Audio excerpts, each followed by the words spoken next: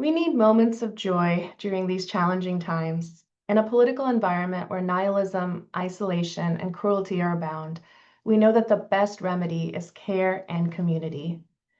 Welcome to the Rachel's Network Catalyst Award celebration. I'm the Catalyst Program Director, and for those new to Rachel's Network, we're a vibrant membership community of women environmental leaders. Named after one of the OG environmental activists, Rachel Carson, we are proud to be celebrating our 25th anniversary this year. Our community includes funder members, practitioner members, foundation partners, and many other leaders, all of whom are working to build an inclusive, just, and healthy environmental movement. Because we know that is what it's going to take to get the job done. As the award director, I have the honor of administering the Catalyst Award every year. Women of color are the strongest supporters of the environmental movement and of the environmental action, and yet they receive the least support. Green 2.0, one of our partners, surveyed environmental funders and discovered that white-led environmental organizations received funding at nearly double the rate of those led by people of color. At this moment, we are also seeing cowardly rollbacks of diversity, equity, and inclusion in every field. Here at Rachel's Network, we are honored to double down on our values while also addressing a funding disparity that is hobbling the environmental movement. 7 years ago, we created the Catalyst Award to support mid-career leaders of color. These women are advocating for clean air and water, addressing climate impacts, fighting for land and water sovereignty, and holding polluters accountable. The Catalyst Award started off as a one-time individual prize, and now it's as a multi-year leadership and a multi-year investment in leadership. We support the awardees with 3 years of funding for them as individuals and their organizations. We share funding and other leadership resources with both the awardees and the finalists, and we offer retreats where they and other women of color environmental leaders can connect and rest. We introduce our leaders to the funders in our network and the broader philanthropic community through a series of programming called Catalyzing Conversations. Those webinars are open to everyone, and we encourage you to check them out. And we do all this because we know that we cannot have a healthy, thriving planet without these leaders. I want to take a moment to express a heartfelt gratitude for our board and member support of the Catalyst Award. Your commitment has been instrumental in enabling us to uplift these incredible women. And in fact, because of the generosity of Rachel's Network members, this year we have 6 finalists and 6 awardees. And at this moment, when our frontlines and most marginalized community members are under attack, we're thrilled to be able to make this offering to additional women. Okay, with that, let's get to it. I'll hand the mic over to longtime funder and champion of the Catalyst Award, Angela Chabot, to kick off the introduction of our first 3 finalists. Hello and welcome everyone. My name is Angela Chabot. I founded the Holocene Fund with my husband in 2018. Our environmental philanthropy has 4 pillars. We have wilderness and biodiversity, climate change, clean Puget Sound, and then we have Washington recreation and education. Within our first wilderness and biodiversity pillar, we support national and state policy advocacy. We invest in what we call precious landscape protections, and we support grassroots conservationists. And we are thrilled to have discovered Rachel's Network in 2022, and since then we've been donating to the Catalyst Award program, supporting grassroots women environmentalists. I'm honored to be asked to introduce our first 3 finalists. Our first finalist was inspired by her love of Louisiana folktales and her Afro-Creole heritage. Jo Banner founded the Descendants Project, an organization committed to the intergenerational healing and flourishing of the Black descendant community in the Louisiana River parishes. Jo wants to protect communities from degradation caused by heavy industry and petrochemicals. As a Louisiana Cancer Ally resident, she champions environmental justice causes and is developing strategies to protect and transform the land into green spaces. Our second finalist comes to us from Grayson, Georgia. Keisha Cameron is a farmer, artist, educator, and advocate, deeply committed to cultural conservation, preservation, and social justice. As a co-owner and shepherdess of High Hog Farm, a fiber and natural dye farm, she and her family steward the land using regenerative and indigenous practices. She is also founder of the Black Sheep Fiber Circle, a thriving community of Black agrarian fiber artists that celebrate and practice African diasporic and indigenous textile traditions. Next, we have Dr. Crystal Cavalier Keck, a citizen of the Occaneechi Band of the Saponi Nation. Crystal is an adjunct professor at Salem College and co-founder of 7 Directions of Service, an indigenous grassroots environmental nonprofit based in Mebane, North Carolina. Crystal has been a leading voice against the Mountain Valley Pipeline Southgate extension. Her lifelong dedication to justice, education, and environmental stewardship continues to inspire change. Thank you so much, Angela, for making those introductions and for your support. This year, we had almost 200 applicants for the award, another record year. And from that pool, our team of reviewers had the difficult task of narrowing it down to a truly impressive group of 12 women you're meeting tonight. Our next presenter is one such reviewer, Linda Campbell, another Rachel's Network member. Welcome, Linda, as she introduces our remaining 3 finalists.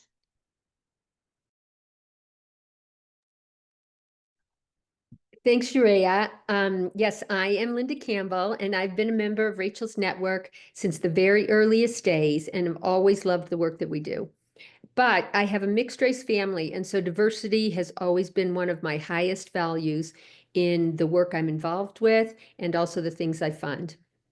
So I was thrilled when we started the Catalyst Award to give women of color recognition and reward for doing the environmental work they oftentimes have been doing for years without either.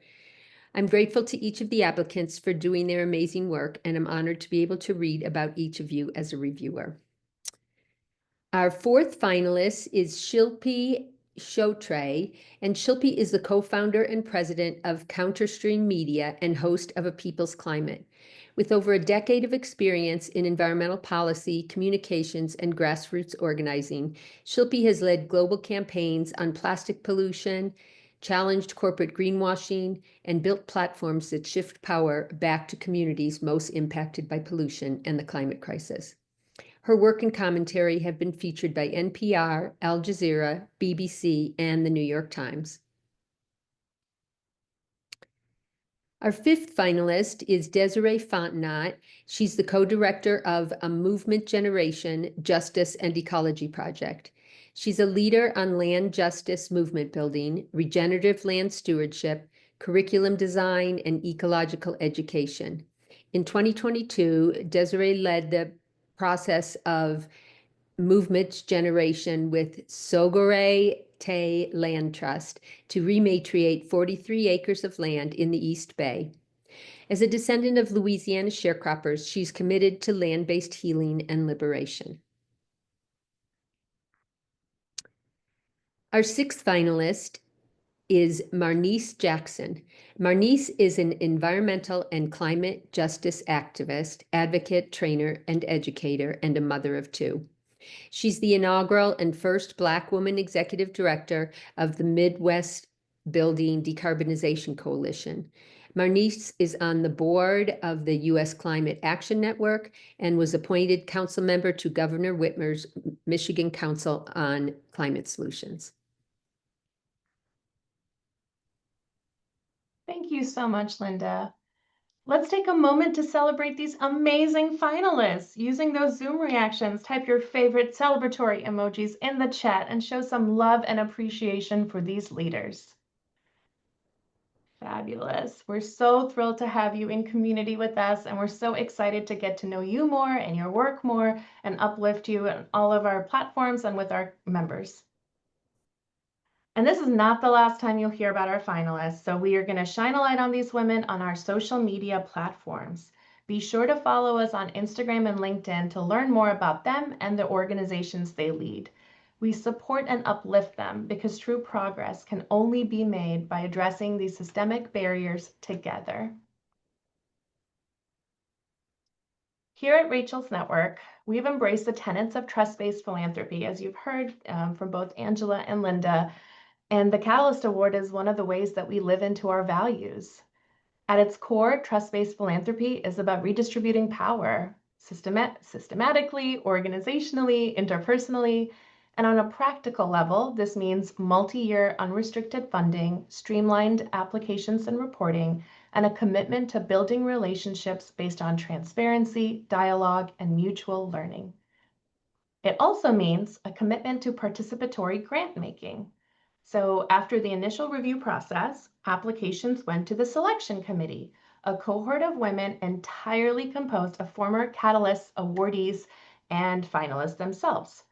These are women and femmes of color who have been in the movement, they're leaders themselves, and they've been doing the work. I want to take a moment to acknowledge the hours of labor, heart, and insight our selection committee members gave to this process. I swear, I feel like this decision gets harder every year. So please join me in giving this year's committee a big thank you. Okay, and let's get started with our first awardee. I'm honored to welcome our first awardee, Latricia Adams. Latricia is the founder and president of Young, Gifted, and Green, a national environmental justice and civil rights organization which advocates against the crisis of lead exposure and environmental injustice in disadvantaged communities. Latricia was the youngest African-American woman appointed to the historical White House Environmental Justice Advisory Council, where she served as the co-chair of the Executive Order on Revitalizing Our Nation's Commitment to EJ for All. Congratulations, Latricia. Good evening. Thank you so much for this amazing honor. Being, from a frontline community, also dedicating my life to children and families. This is a representation of all of the hard work of the people who have stood beside me in this work. For my family members that have been directly impacted from the very things that I try to tackle to ensure that regardless of gender, race, socioeconomic background, that we truly have accessibility to clean air, clean water, clean soil, healthy foods, things that are truly human rights. It is also such an esteemed honor to just be recognized with such amazing women in this movement. During a time where just solely being both Black and being a woman is almost weaponized, I find so much joy in my spirit that there are brave people like Rachel's Network that truly recognizes the power of women of color and what we all dedicate and provide to those in our community and to society at large. So thank you so much for this amazing recognition. And I'm so excited about being in great company so we can continue to get in good trouble. Thank you. Oh, thank you. I love that. And you all are the brave ones. Also, if I can get through this without crying, it will be a miracle. Congratulations again, Latricia, and thank you for those words. Next, I'm going to hand it to former Catalyst awardee and current Rachel's Network board member, Virginia. Greetings, everyone. So happy to join you here today. Our second awardee is Trisha Cortez. Trisha serves as the executive director of Rio Grande International Study Center in Laredo, Texas, which she has helped grow from a local nonprofit to one with a national profile. She believes that fusing cultural organizing with environmental advocacy can shift narratives, transform lives, restore nature, and promote pride of place and a vibrant bicultural heritage.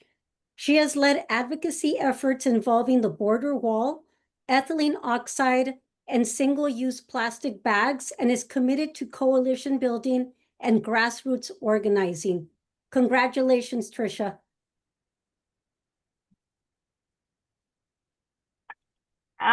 Thank y'all so much. Y'all are able to hear me? Yes, Are we y'all can hear able you. to? Oh, okay, Yes. great.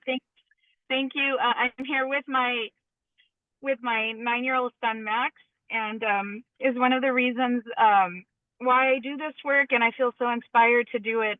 My 11-year-old can't be here with me, but like many of you who do have children, you understand at a very deep level like what this means and why we do this. And I know many of us come from fierce mothers or women in our family that taught us how to be strong and how to believe in ourselves and how to speak up for those who can't speak for themselves. And I just want to thank Rachel's Network for this opportunity to stand in the company of so many wonderful, brilliant women doing great things. And I got to meet a lot of people in Rachel's Network through the Kripalu um, workshop that took place in the fall, and I really felt like I found a true tribe of sisters in a way that I had never experienced that before, and it was very profound, and it made me think about things differently, and not just in terms of myself and about these other women fighting these battles, going through struggles, personal and through work, and doing great things for their community. But it also made me bring things back to the office, to the staff. And I've had conversations with Shreya about how to infuse wellness wellness activities, something we never did. So we started doing that and did a staff retreat out to the beach about 4 hours away, and just had a great time at the confluence of the Rio Grande with the Gulf of Mexico. So anyway, I just want to thank y'all for this. Thank you for choosing my mom. That's Max. and I look forward to getting to know y'all much more on a deeper level, so that we can bring our minds and our hearts together to do the work that's got to get done. And I was just reading through some of Rachel Carson's quotes, and they're so relevant to today.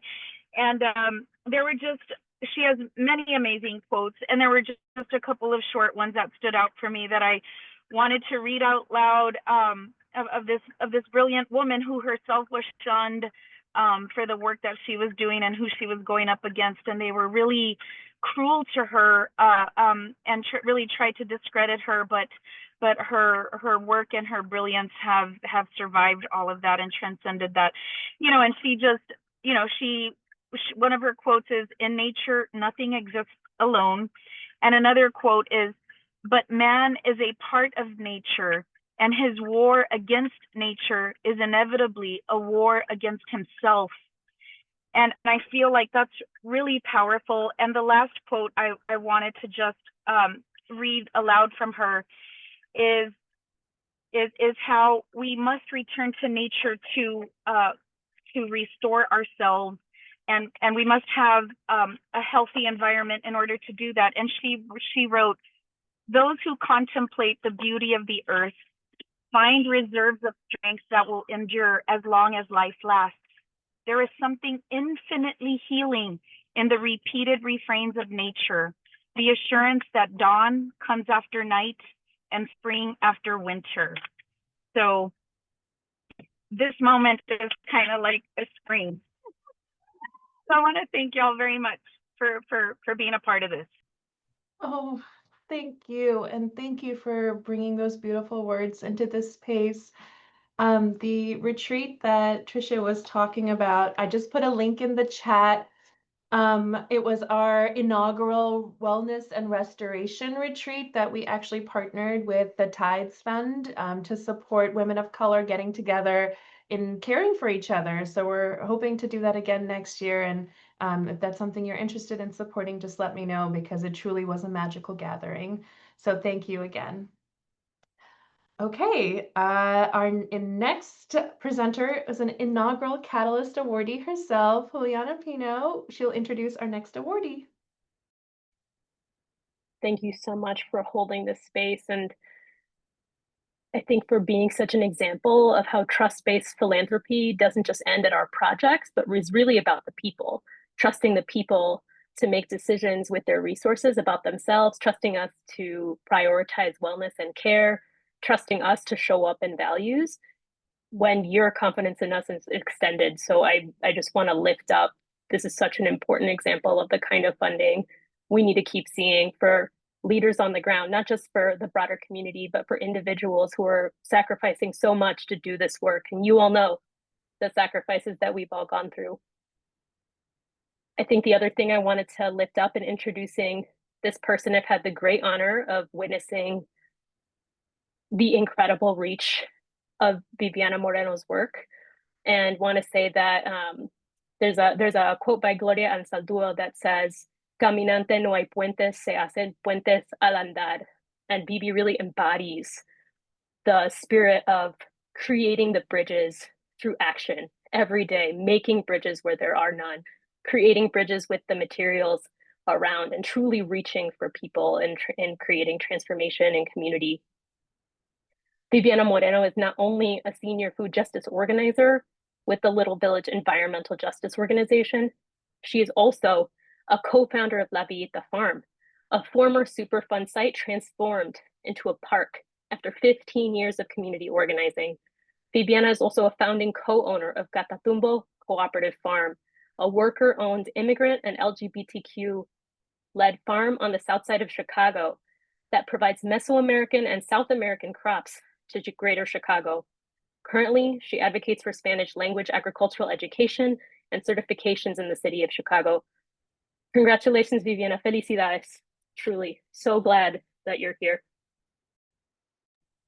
Buenas tardes, everyone. Good afternoon. My heart is just about to explode. Thank you so much. I'm trying really, really hard, like Shreya said, not to cry. And I don't know if my fellow finalists and awardees also did, but I very much cried through my interview as well. I am beyond honored for this opportunity and trying really, really hard not to cry. As you all know, particularly as women of color, especially if you embody a lot of racialized and demonized identities. I am an immigrant. I am from Venezuela. I am a farmer, all of which are under attack heavily right now. I was telling someone today, we happen to be the flavor of the day in the history and the time continuum of oppression of this country, unfortunately. So it's been a really, really difficult year. It continues to be a difficult year. But having moments like this where we can see each other and take a pause and really recognize the tremendous work that we're doing is life-giving and is hope-giving. At the core of my work, I believe in the fundamental right, the spiritual, and the cultural right to food. And particularly my work is rooted in the power of transforming industrial spaces that are particularly really extractive in our communities and transforming them into regenerative ecosystems. I've seen it done. I believe it can happen. I've seen community members bring quite literally life back to our communities. And like you said, we are extensions of nature ourselves. I strongly believe that in order for us to support our communities, we need to not only ensure food for us, but also ensure food and the continuation of life for our non-human communities that support us. And for a lot of us that live in highly urban spaces, that also happens to be in our neighborhoods. We sometimes will need to drive a few hours to natural areas to welcome nature into our lives. We are an extension of it, and I believe strongly in that work, and I hope that I can continue to do that work in the years to come. Thank you so much for having me, and thank you for this opportunity. Thank you so much. And I, want to especially uplift what the city of Chicago is going through right now. So to be here and to still grace us with such optimism, positivity, generosity, truly so lucky to have you as part of our community. Next, I'd like to welcome Cherokee and Blackfeet chef and environmental advocate Mariah Gladstone, who is also a Catalyst recipient in 2023. She's also a valuable member of this year's selection committee. Good evening. I'm excited to introduce this next Catalyst recipient. Born and raised in Guahan in the Marianas Islands, Maria Hernandez May is a mother of three and a community organizer tackling issues at the intersection of Indigenous rights, environmental justice, and decolonization in Guahan. Maria is the co-executive director of the Micronesia Climate Change Alliance and co-founder of Hitala Texan, a coalition of Chamorro families advocating for environmental preservation and Chamorro land rights issues. Grounded in grassroots activism, Maria actively engages in Indigenous communities across the Marianas, Hawaii, Puerto Rico, Turtle Island, Europe, South Africa, and South America, respecting their diverse perspectives and incorporating their voices into the broader discourse. Please welcome Maria. Hello, everybody. It's also really hard for me to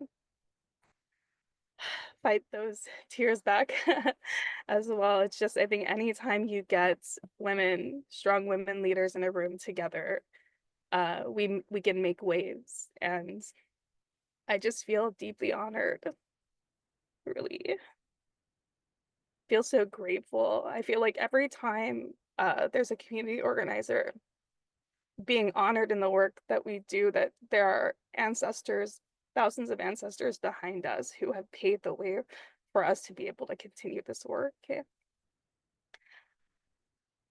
And community work can never be done alone. And so, you know, all the programming, all the youth programming, the community programming and protection of our waters and protection of our lands, this is all co-created with love. And so, you know, this is, you know, we don't go into this for the awards. I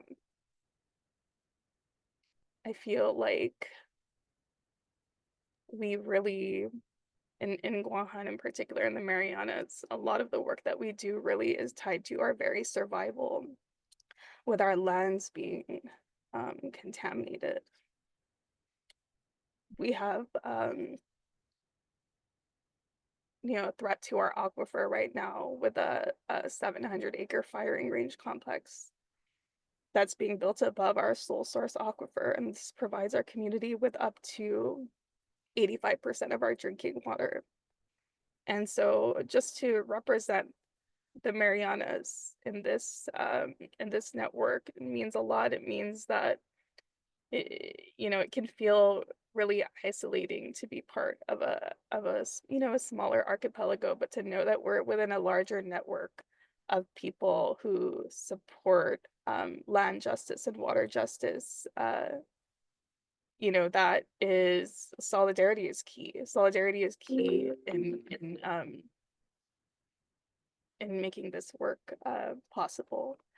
And so I'm also blessed to be raised by a strong Famalawan, a strong mother who's in the room, who really is an, you know, I was raised by an activist mother. And so that is what has brought me into this work.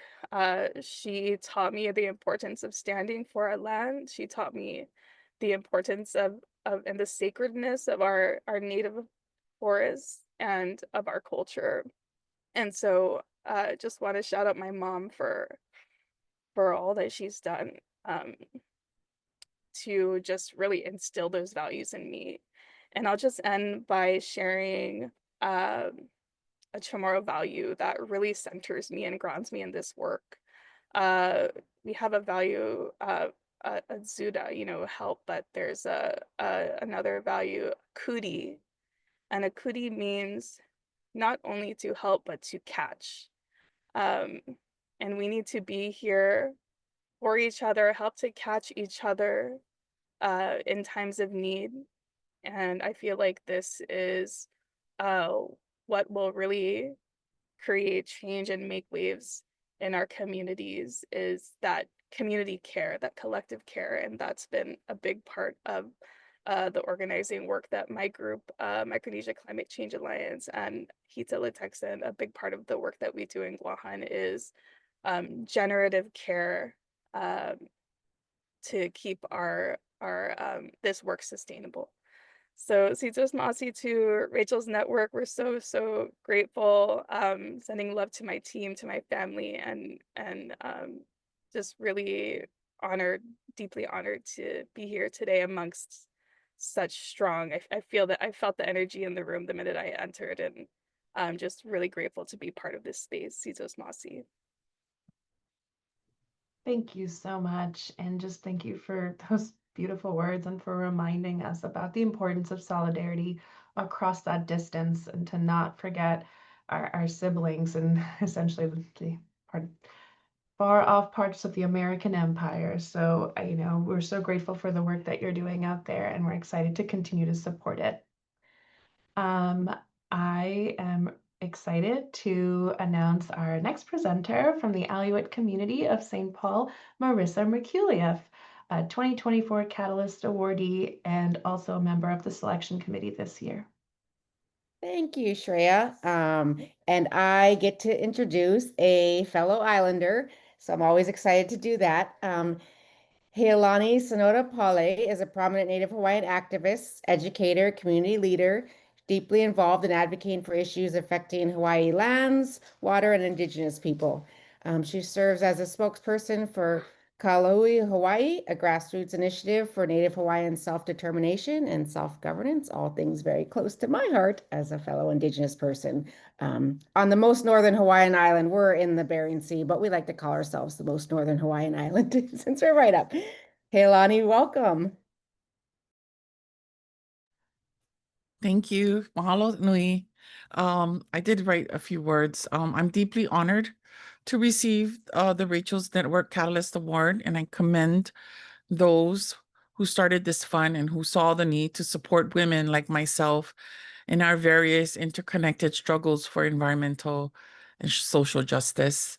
For myself, I'm not just working for myself, but for future generations. As an Indigenous person to Hawaii, I have a familial relationship with the land and nature, a relationship recited in our many ancient cosmogonic genealogies. I am a makua, or a parent, with a large extended family, an adopted family with 2 sons and dozens of nieces and nephews.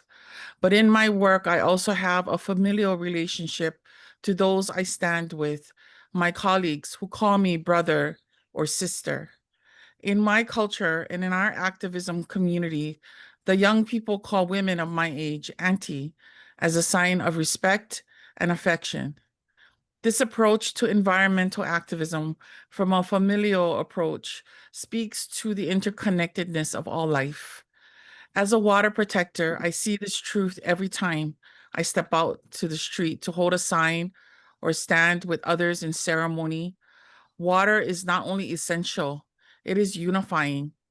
The struggle for clean water on an island with one sole source aquifer brings people together like no other, and standing with others brings down the full weight of what this collective struggle really is, a fight to protect all life. As temperatures rise dangerously close to the threshold of global climate catastrophe, we have to believe and act like we are in this together and keep drawing connections between protecting our environment and social justice issues. There is no other way forward. It is difficult to plan a livable future when there are those in this world so hell-bent on poisoning our land, water, and air. I am so honored to be part of this cohort and familial circle of women protectors. I look forward to this new journey of learning and growing in the Rachel's Network community. My volunteer work spans many years, and this award and honor is so timely because I'm tired and will definitely help sustain my work here in Hawaii. I like to think of this award as an injection of hope and confirmation that this work that I've been doing for free is important. Ola i kawai, water is life. Aloha. Thank you so much. Thank you so much. There's truly no other way forward but together, as you said. I just want to say, like, how lucky I am that this is my job. I've gotten the chance to meet all these beautiful, wonderful women over the last few months during the application process, and I'm excited for you to get to know them even better. So finally, I'd like to invite Rachel's Network President Fern Shepard to announce our last 2025 Catalyst awardee. Thank you, Shreya. And how lucky are we to have you running this award program and all of the associated work that you're doing as a part of this effort. So congratulations now to our final awardee. Candace Youngblood experienced firsthand the devastating effects of environmental injustice on low-income communities and communities of color growing up asthmatic in diesel death zones in Los Angeles. As a result, Candace founded Youth en Route to empower frontline youth in California to advocate for their communities through an innovative environmental justice leadership program. And in her role as a senior attorney at Earth Justice, Candace represents environmental justice communities in both state and federal court. In all of her work, Candace strives to ensure members of her community have a seat at the table and are empowered to have agency in decisions affecting their lives.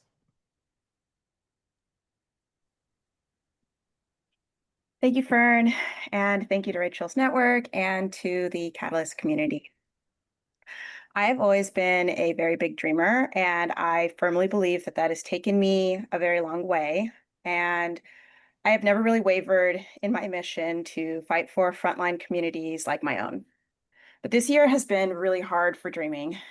Many of us are feeling the weight of burnout and demoralization. And so I want to thank the Catalyst community for seeing that struggle and still investing in me and my capacity to be in this movement for decades to come. I look forward to learning from all of you brilliant women and continuing to grow my own leadership capacity to be an even stronger advocate in our shared fight for environmental justice. I want to thank my organization, Youth en Route.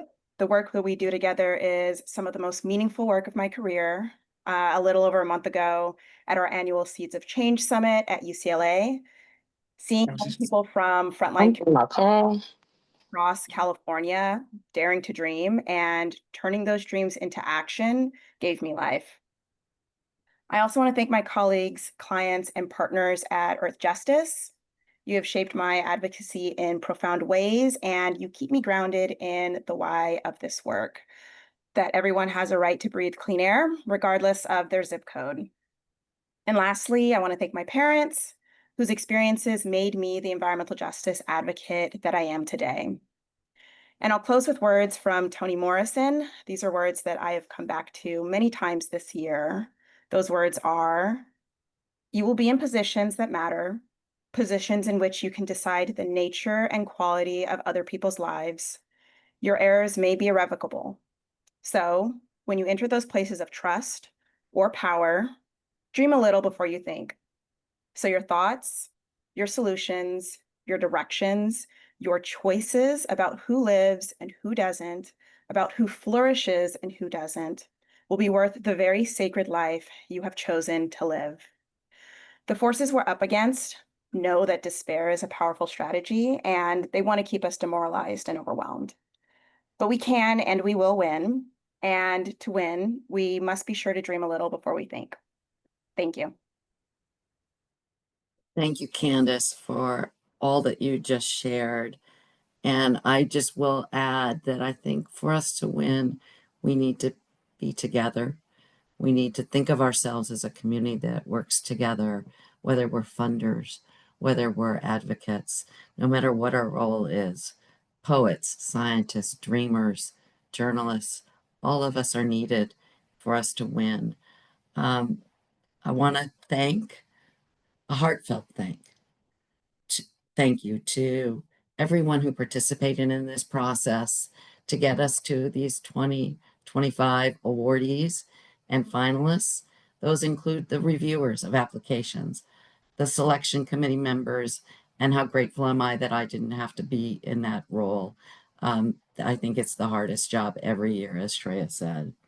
To the funders, to all of you who are supporting these women and their work, to everyone who joined us this evening, thank you. As Shreya has said, this is not the last time you're going to get a chance to meet all of these awardees and finalists. This is just the beginning of the conversations and the collaborations that we hope to catalyze. And we need you to continue to invest in these women and all women of color. The ecosystem is small, and our goal is to grow this program, increase the support to these remarkable leaders, and to reach more women environmental change makers. And we can only do that with your help. If tonight's stories inspired you, we encourage you not only to consider contributing, but also to share this work with others in your network who may want to support these visionary women. And we'll be sending a recording of this to everyone who's attended, and we hope you'll share it. Together, we can expand the impact of the Catalyst Award and ensure that these leaders continue to have the resources that they need to thrive. So, before we all sign off, this is our opportunity to join together as a community and to share our congratulations with these recipients. So we invite you now to turn on your video if you don't have it on. Change your view to gallery. Unfortunately, there's lots of pages, so make sure you look at all the different pages. And if you're able, we invite you to come off of mute. Let's take a moment to applaud and cheer for these incredible leaders. That again and be.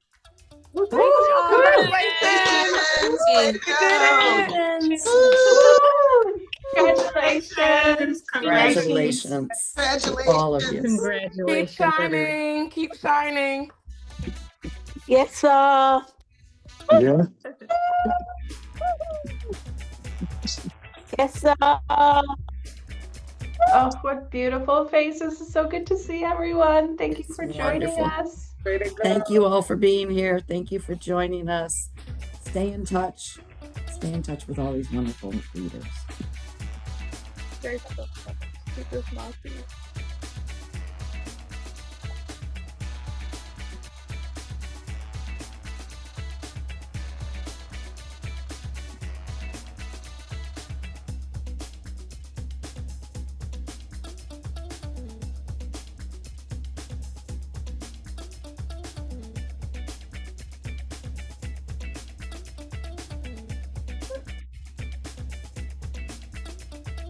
Thank you, everyone. We really loved seeing you. Have a lovely rest of your morning, evening, day, all the different time zones. So thank you and take care, everyone.